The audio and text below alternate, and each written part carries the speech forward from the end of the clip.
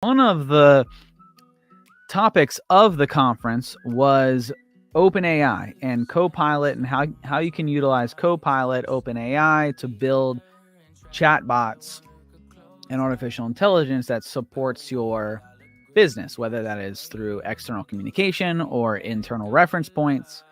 Artificial intelligence is here, it's coming, and you can train it to, well, I shouldn't say it's coming because it's not coming, it's here. Maybe it's coming to your business or your industry, but it's here. The technology is here, it exists, so it's time to either implement it or not. And if you don't, I don't think that's a very wise decision. You gotta let it down, 'cause you can work wherever now.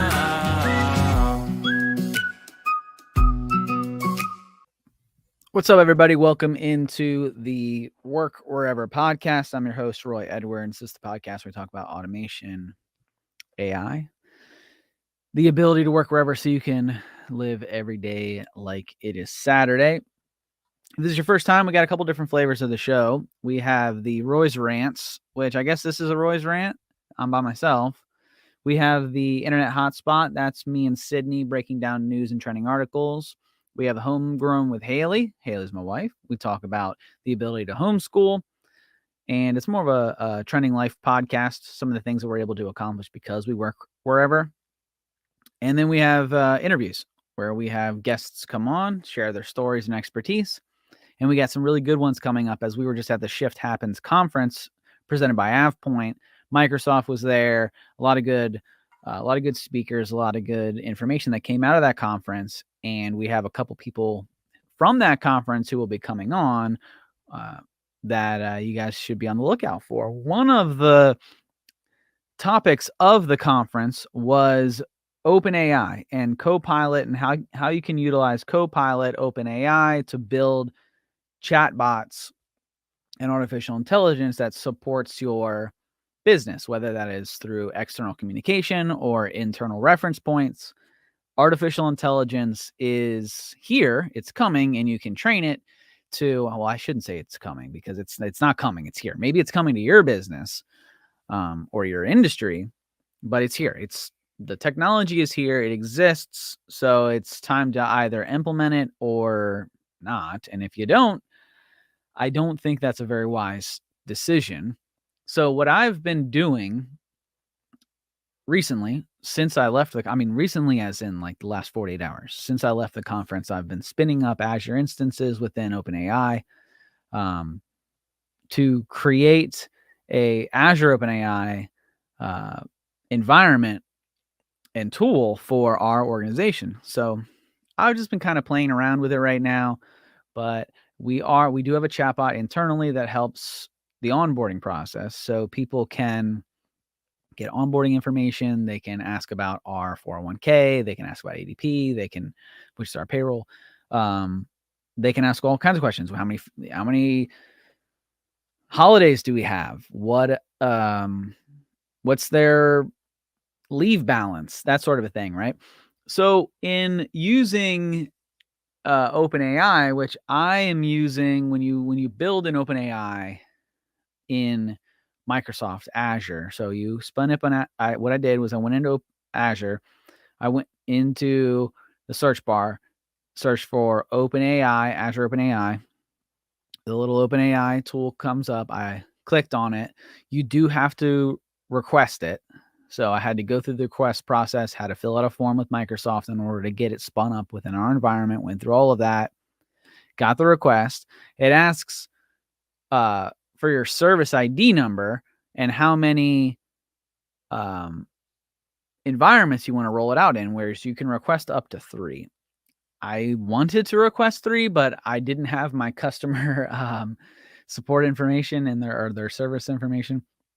So I just used ours. So I just got one. It worked. It does ask why you're going to do it. What are you using it for, kind of a thing. So filled out all that information, got it spun up, and started playing with it. So I'm using Chat GPT Turbo, I think is what I'm using, 3.5 Turbo. And it's pretty cool. I mean, it's more than pretty cool. You can train it. So there are a system message.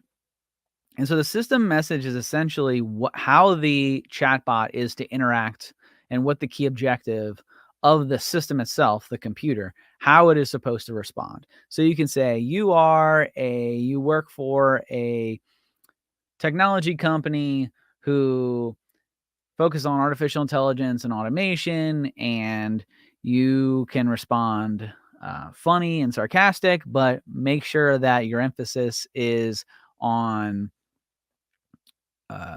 security in mind, right? Zero trust. So that's actually exactly what I said. A little bit more than that, a little bit more well articulated, I would say. It's definitely a little better written out, but that's what I told it. And then you have example messages that you can provide. So obviously, if you type it into the chatbot right away, you're gonna say, "Who's Roy Edwards?"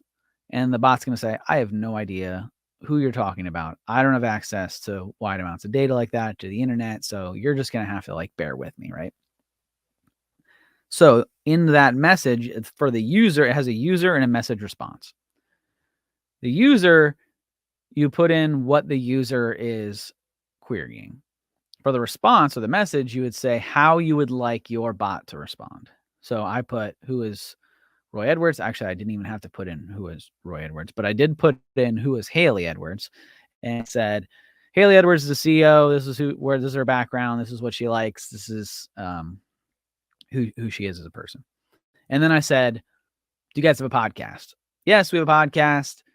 Roy Edwards and Sydney Rosala are the co-hosts, and Roy's the more technical one. Sydney is the more fun one. And they talk about AI, automation, the ability to work wherever, so you can live every day like it's Saturday. And then from that, it knows now 3 people. So then I was able to say, who is Roy Edwards? And I said, well, Roy Edwards is it did get my title wrong. It was very interesting that it pulled that I was the CTO, because I'm not. But I guess because of the response that I gave it in the podcast definition, that it assumed that I was the CTO. But it said Roy is the CTO of Capital. He's the co-host of the Work Wherever podcast. Blah, blah, blah, blah, blah. Knows who I am. And then I said, who is Sydney Rosala? Sydney Rosala is the marketing manager, which I never said that she was the marketing manager, but interesting to note. She's also the co-host of the Work Wherever podcast, yada, yada, yada. So that was all pretty interesting. It then learned who 3 different people were and how to respond. I did put in some of the system messages, and I gave it our core values. I gave it that we don't outsource, that we're an American first company. I gave it when somebody asks you to tell jokes that have to do with technology or working wherever or working from a beach or automation, because otherwise, if you just say tell a joke, it was telling jokes about like tomatoes and fruit and stuff, which were funny. Or as funny as a dad or AI type joke could be, but I wanted them to focus on our customer base. So far, it's been really cool. Now, there are a few features that I tried and then deleted. So I tried to add our own data. So those are all of the message response, the system's response. So you have system message, user response examples. You use the chat functionality to try it out. The system learns from your responses and how to respond, and then essentially uses the Chat GPT 3.5 Turbo to respond. I only had 3 choices for the type of bots that I could utilize. It was like 3.5 Turbo, and then 2 other ones were essentially, they were all Chat GPT, essentially. It was the only ones that I was able to use. And I chose 3.5 Turbo. The other areas that I played around with was around using your own data. Bring your own data is what they call it, right? So connect your own data source, which I did. And you can only connect to 2 different locations. At least I was only able to connect to 2 different locations. One was Azure Blob Storage, which is cloud storage. Or the other would be upload a file. So if I uploaded a file of my choice into essentially a blob storage, then I could utilize that data and information to have my system respond. So I could upload a Word document that has all of that information of what I gave it for user prompts and messaging, except now it'd be in a Word document. So some of the things that I could have uploaded, and I did upload it into a blob storage, were like our systems and processes, an SOP on how to write an SOP, a Rossi diagram, some of our core functionality and some of the things that we do as a business, so that the prompt had information on how to respond. Now, what I didn't realize, and I deleted it, but I connected to the blob storage, and then I had to connect it to a what was it? A cognitive system within Azure, and so I spun that up, which costs $250 a month. Was the estimated cost, plus the about $200 of OpenAI. So it would have cost us about $450 to pull that system of bringing your own data. Notice that data is not even database. So I couldn't even use a SQL database, which I did speak with Microsoft at the conference of Shift Happens, and they said that SQL will be coming, but just not right now. So right now you really only have blob or upload your own data. The data that I provided it through the cognitive search or system was PDFs, Excel sheets, Visio diagrams, videos, that sort of thing. It was not able to read that because the system only reads text. So I would have had to have uploaded Word documents, and a lot of Word documents, or some other text-based documents, so that the system could then read the text prompts and know how to respond. So I when I connected it to my blob storage and I put it all together and started asking it questions, I was getting errors. And I was like, well, that's a $250 a month error that I don't really care to work around right now. I'll just utilize the GPT Turbo, use the user and message response, and go about it that way. I also didn't like is, that's the first thing I didn't like. The second thing I didn't like was the message and response. Once I connected it to the data and then broke the connection of the data, when I went back to user messaging, it was all deleted. So I haven't left the screen yet. It's still open as a window. But I didn't see a way where I could save my user messages as a template. So I assume, and I'll have to try this out, but I assume that once I change templates, because there are system templates you can use, like marketing manager was on there, law firm was on there, technical professional or something was on there. Like there's like pre-written templates of the system that you can use that basically like changes the personality, and I'll say that in quotation marks, of the bot. I haven't used that. I used the empty default and wrote my own messages, user prompts and messages. I assume that if I were to change the template and then try to go back to the user default, that all of my message and prompts would be gone, because that's what happened when I changed the data source. So I don't like that I can't really create a template right now. I would love if I could just create my own default and then save it as a template. And maybe that's possible. I just haven't really found the way to do that. And if that is possible, then I'm just, it wasn't user intuitive enough for me to understand. So maybe I'll have to do an updated podcast maybe about how actually it is possible. And I just was blind to the fact or couldn't figure it out right away. But those were kind of sort of the things that I didn't really like off the bat, was that when I tried to sync my own data, it's only blob storage, it's only text, so it has to be Word documents. Some of the other documents that we already have created, I couldn't utilize. So that was a bummer. Then when I went back, my user messages and responses, I couldn't save as a template, so they were all gone and deleted. So if I had actually spent 45 minutes, maybe an hour, writing out user prompts and messages to try to fine tune the bot. And when I went back, they were all gone. Now I wrote them again, and now this time I already kind of got the feel for the bot and how it interacts and how it it was using the user messaging and responses. So I was a little bit quicker to create, and so I created very similar ones to what I did before. I still have to recreate, and it took me maybe 10-15 minutes to recreate what I had done in an hour previously. So not as big of a deal. But if I had wrote a whole lot of them, it would have been a huge deal. So don't make that mistake, everybody. That would have been a pretty big mistake. Now, next thing that I don't necessarily like here is that it's kind of, well, it's not kind of. The only way that you really use the bot right now is in the studio. So you can deploy it to a web service like an Azure VM or something along those lines, or you connect it through Power Automate. And when you connect it through Power Automate, the Power Automate is either connected through a Power App or a Power Virtual Agent or Teams or something like that, which is really cool. But when you send the prompts to the OpenAI, it creates a new session every time. And artificial intelligence does actually not save the session data, I learned, so that every new prompt is a new piece of information. So if I were to say, tell me a joke through Power Virtual Agents or through Power Apps, and then that Power Automate workflow, if you're following me, that Power Automate workflow connects to this OpenAI bot that we just built, and then asks for the joke.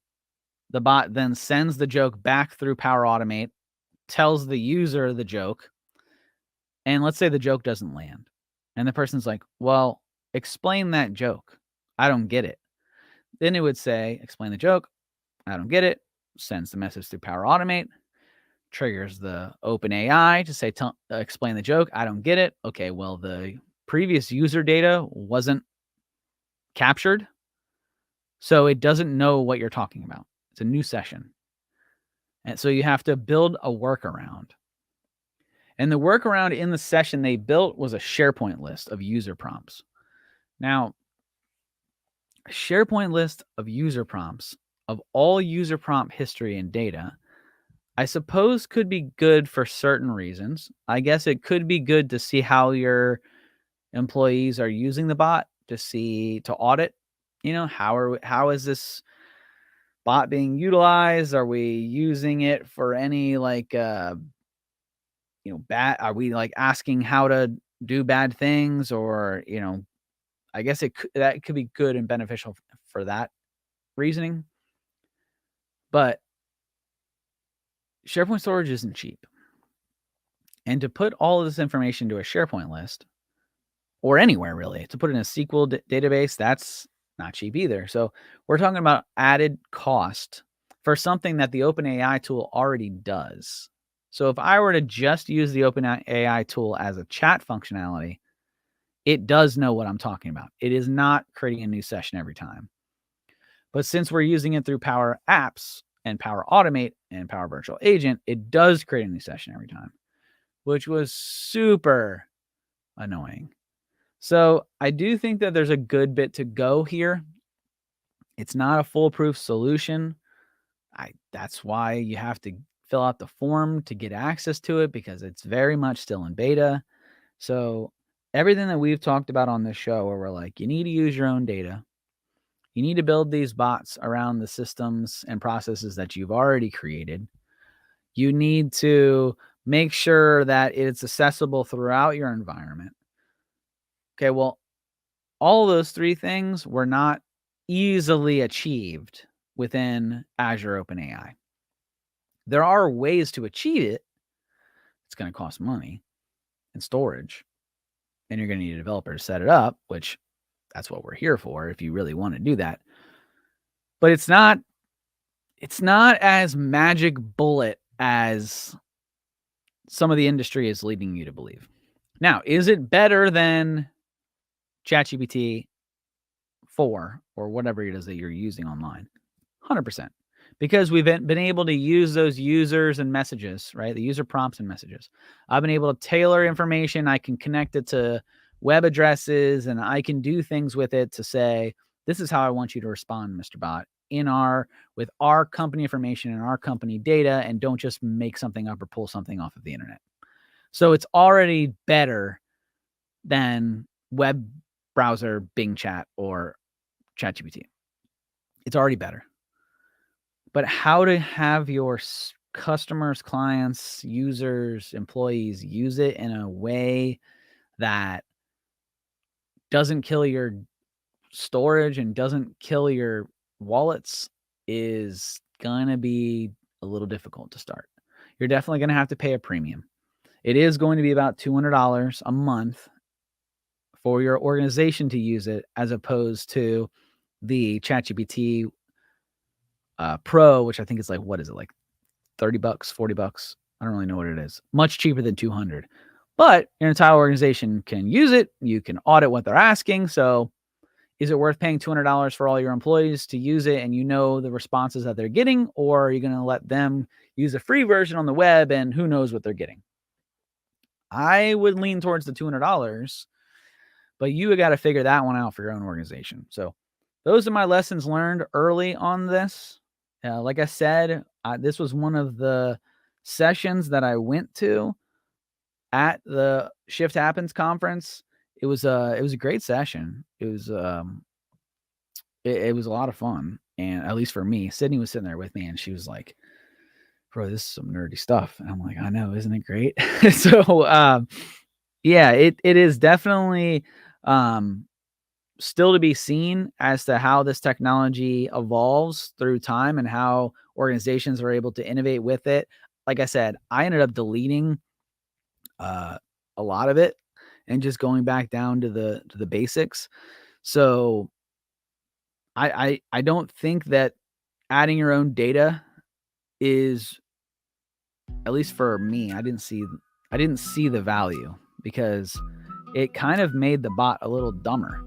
I could have just used user prompt and messaging to overcome some of the additional costs or restrictions, governance around the responses. But I'm going to continue to play with it, and I'll continue to update you guys. So hopefully you guys got a lot out of this. I know this was more technical. This was definitely a little bit more nerdy. Sydney's not here, so that automatically makes it a little bit less fun. But thanks for hanging out with me. I'm going to continue to update with you guys on the OpenAI stuff, on the technology. I got some great guests from Shift Happens who are going to be on the podcast. So talk more about what we learned, the future of generative AI, how you guys can utilize it within your business and start to implement this stuff responsibly and make sure that you're controlling the responses that this bot has on your organization. So thanks for hanging out, guys. And until next time, see you.